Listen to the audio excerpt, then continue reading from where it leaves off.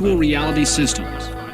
So here we are going into virtual space, and here I want to show you a little application where we've got a car engine. As with most VR systems, Waldron's uses stereoscopic images projected onto tiny screens inside the viewer's helmet. A powerful computer then generates the graphics and sounds needed to convince the viewer he's in another world. The illusion is completed when motion sensors in Waldron's glove and helmet allow him to begin interacting with whatever he sees. What I can do is, as you can see, freely move the articles all around anywhere I like in space. Now, on a conventional computer, this would take an awful long time. Here in the virtual world, you just pick them up and move them around. The technology that created this hands-on control of an imaginary world is already being used to recreate distant worlds. There is a cliff along the horizon here. That's one cliff of Valles Marineris. There's the canyon running in this direction east. Michael McGreevy is a principal engineer at NASA Ames Research Center in California. Using virtual reality techniques, two-dimensional electronic pictures sent back from the Viking orbiters have been converted into a three-dimensional model of the planet Mars. So I would want to walk right around between these boulders. NASA geologists and armchair astronauts are literally exploring the universe without ever leaving home. You can extend your presence across the information domain. You can be any size, any place, at any time. There are, of course, more down-to-earth applications of virtual reality.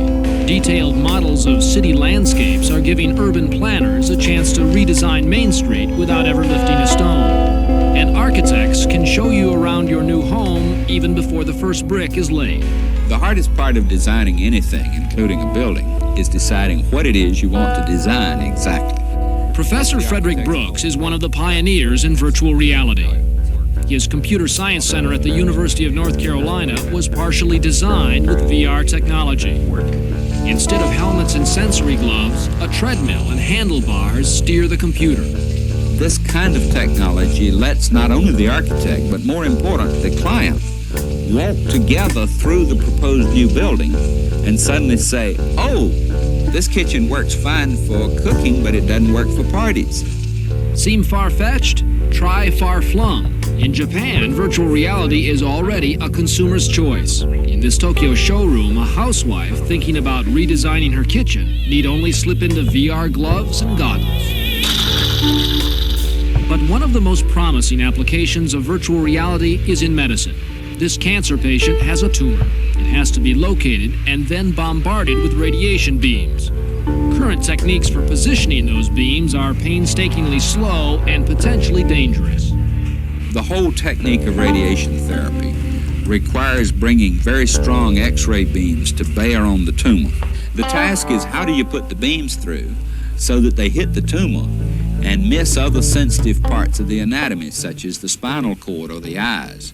So Brooks and his colleagues have begun testing a VR system that takes traditional CAT scan images and turns them into a three-dimensional model of the patient's body.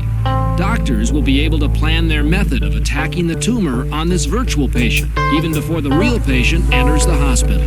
So for all intents and purposes, the physician could walk around this virtual body and kind of reach up into space and align these radiation beams to zap the tumor. Yes, and he sees the tumor, and he sees the beams in their standard position, and he reaches out and takes one and aims it until it goes through the tumor, and he can look along it and see what it's hitting and what it's missing. Clearly, virtual reality now straddles that foggy boundary between fantasy and fact.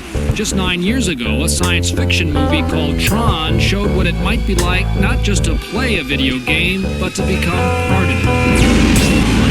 Well, Hollywood's dream is John Waldron's nightmare. At least that's what he calls this virtual world made for two. A video game where the players are on the inside looking out. Now the eyes are here. I've got a joystick, I've got a helmet. That's right, and you just put the helmet on like that. Right. And of course you see that you have a gun in your hand, and to fire the gun, you simply press the trigger. And I'll get in and join you. Okay, come into my world, John. Linked by a computer that tracks our individual motions, Waldron and I are now both inside the same electronic world. There you are. Hi. Hello there. The game board consists of several checkerboard platforms floating in space. The goal, to chase and shoot your opponent.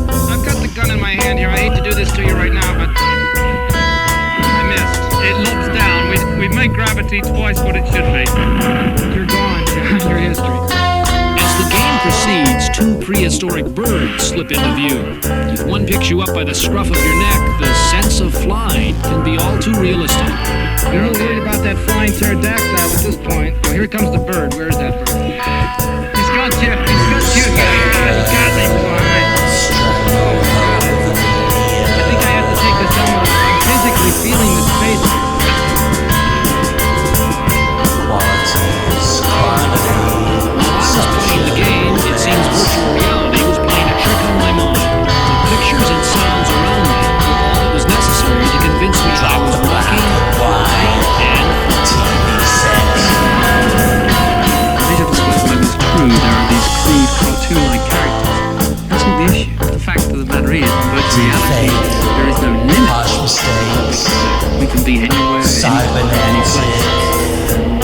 It's really, that's the issue. It's total escapism. quite a game. Or is it? Virtual reality had its roots in flight simulators. Today, the military is a major user of the technology. American pilots plan their bombing runs on Iraq across a virtual sky. And tank commanders practiced on virtual battles. We're now reaching the point where the simulations are so realistic that the line between playing and the game or simulation is actually blowing people up.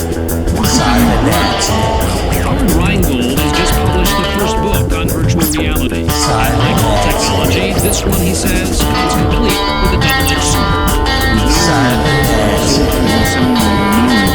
Whether that commanding officer is going to switch someone and instead of playing games, they're bombing more people. For now, any flickering moral doubts about this technology remain hidden by its potential power and promise. Today, VR is still in its infancy, but as computers grow more powerful, the graphics more detailed, and the sensations more human, virtual reality will force us to ask, what is real? It will be up to our children to find the answer. What kind of reality are our grandchildren going to accept? Is the natural world with real trees and real rivers going to be there? Or are we going to live in 800-story high-rises all plugged into our virtual realities in which we walk through artificial forests? This might be a turning point for the human race. We might be going inward towards an artificial experience.